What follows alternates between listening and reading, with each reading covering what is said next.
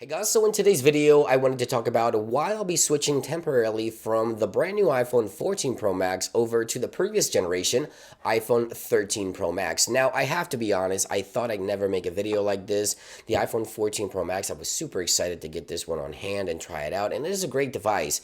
However, I think Apple just hasn't cracked the code yet on their own hardware with iPhone 14 Pro Max. So I wanted to share my thoughts as into why I will temporarily be switching over to 13 Pro Max as my primary device over from the iPhone 14 Pro Max. So let's just get right into this video. Now, as always, if you would like to stay up to date with the latest iOS news and Apple software updates, of course, don't forget to subscribe and make sure you turn on those notifications so that you don't miss another episode. And now, first, I quickly want to talk about a Dynamic Island. Dynamic Island is, of course, a brand new way to experience iPhone. It is a great new feature. I really love it, although I don't feel like I use it as much as I thought I would.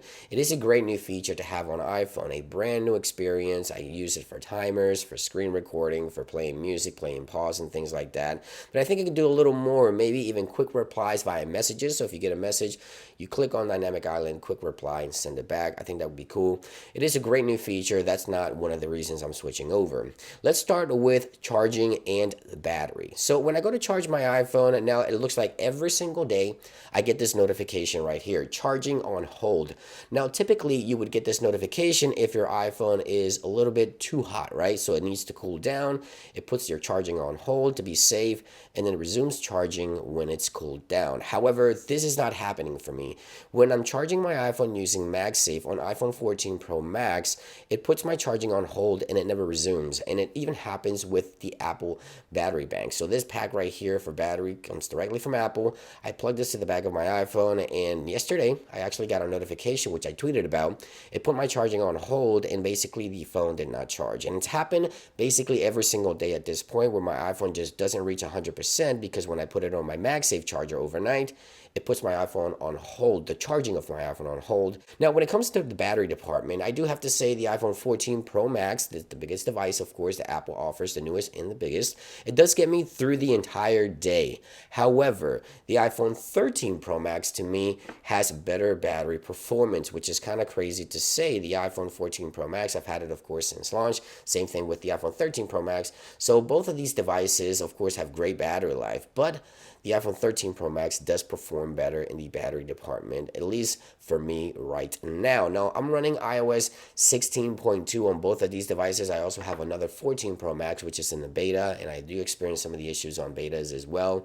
But aside from that, I want to shift my attention over to the keyboard as well, because I've seen many forums, and this is not just me, many users have also experienced this, where the keyboard haptics are just slow. It kind of freezes and makes some weird sounds, so the keyboard sometimes will freeze on landscape mode or just freeze while typing. So keyboard issues, this one I haven't encountered myself, but I've seen many users report issues with the keyboard on their iPhone.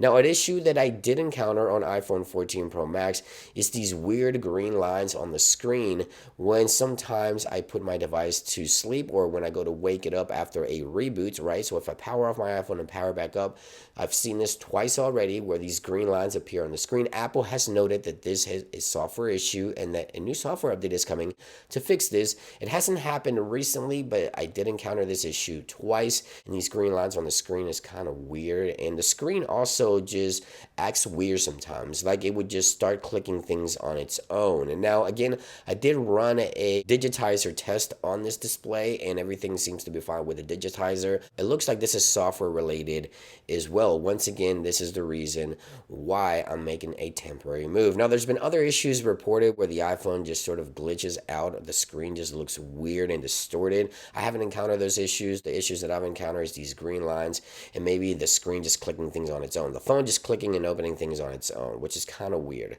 And then I want to get to the main major issue with the iPhone 14 Pro Max, and that is the cameras. I thought I'd never say this, but I don't think Apple has really cracked the code on the cameras for the new iPhone. Images on iPhone 14 Pro Max just don't look as good as I thought they would. Honestly, sometimes I even prefer the camera on the 13 Pro Max because the experience on the iPhone 14 Pro Max just isn't good. The images are overexposed, the camera would freeze often, and even we reported an issue earlier this year, you may remember, where the lens would just kind of vibrate and shake inside of the module in here. That has been fixed, but ever since the iPhone 14 Pro Max launched, I think Apple hasn't really calibrated or cracked the code on the cameras of the iPhone 14 Pro Max. I just don't capture video and photo as good as I did on the 13 Pro Max. And I have to say that honestly, I think the hardware on the 14 Pro Max obviously is better. The hardware is better, but I think the software end of things is what's hindering the experience. So right now, I'm going to go ahead and switch over to the iPhone 13 Pro Max as my primary device.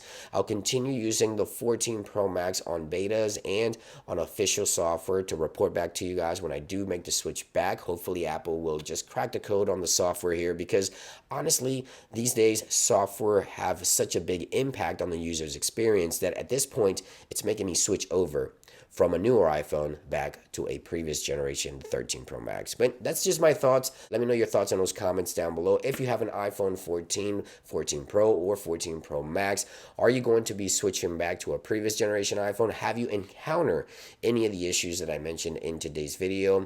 Hopefully this gets sorted out with a new software update soon. Thank you for watching, and I'll see you guys on the next one. Peace.